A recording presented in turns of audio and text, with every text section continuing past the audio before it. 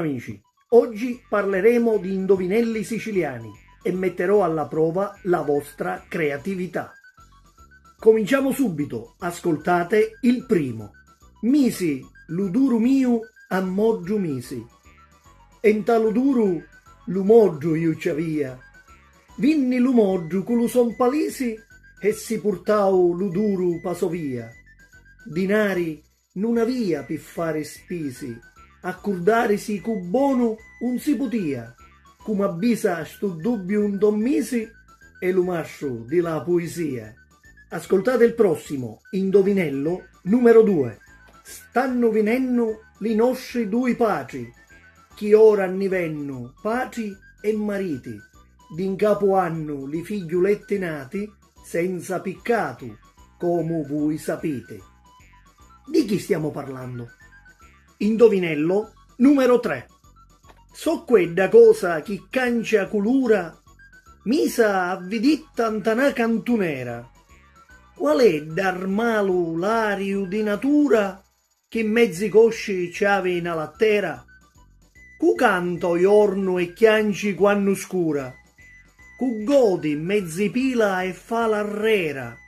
Siddu siddotto e vuoi fare fiura, sciogli sterruppa la stessa maniera. Proseguiamo amici.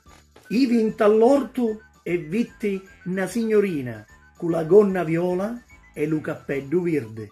7 o 8 d'intra lu cappotto. Ivi a lui ardino e c'era un porco spino. Ivi pi lu tuccari e mi feci santiare. Gli indovinelli, ossia gli indovinagli, erano una vera e propria scuola domestica perché inducevano alla riflessione, alla formazione di un pensiero, soprattutto quando venivano rivolti ai più piccoli. Dimmi cuti camina cuti cuti, dimmi cuti li fa li sferriati, dimmi cu cerca l'avanchi e sdirrupi, ca manco lu diavolo li sapi.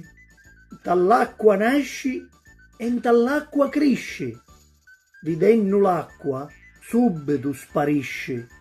Uiancu e russo di marmoria spoglia, so madre lu figliao con maraviglia. Utili e amara la vesti e la spoglia, duci lu frutto, curaddi assimiglia.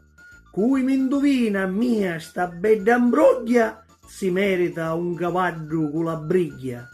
Amici, vedete quanta bellezza, quanta musicalità e soprattutto quanta riflessione attorno ad un indovinello. Ancora un altro. Vitti una donna di tanti begizi che era assettata con i suoi sullazzi.